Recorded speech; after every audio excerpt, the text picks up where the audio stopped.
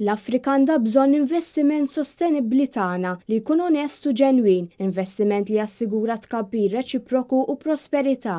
Dan kien kliem il-President ta' Malta Mary Louise Coleiro Preca, kif kienet waħda mill-kelliem ewlenin waqt laqgħa dwar it-tisħiħ ta' sħubijiet globali għat-tielet deċenju għaż-żvilupp industrijali tal-Afrika, laqgħa li ġiet organizzata mill-Organizzazzjoni għall-Iżvilupp Industrijali tal-Ġnus Magħquda. Matul id-diskors tagħha jitkellmet mill-esperjenza tagħha waqt delegazzjonijiet kummerċjali f'pajjiżi Afrikani fejn qalet li dawn il-pajjiżi kemm awtoritajiet u mis-settur kummerċjali lesti li jikkolaboraw.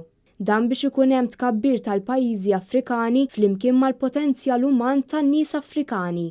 Il-President ta' Malta saħqet li l-viżjoni li għandhom għall-kontinent Afrikan kapaċi tkun implementata effettivament permezz ta' ambjent kummerċjali, governanza tajba, framework leġislattiv u regolamentazzjoni.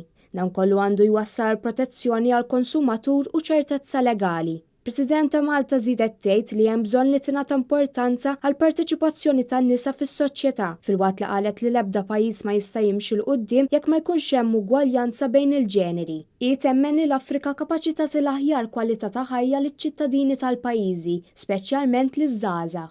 Spiċċat tgħid li l-impatt m'għandux ikun biss pożittiv għall pajjiżi Afrikani iżda se jitgawda mill-umanità kollha.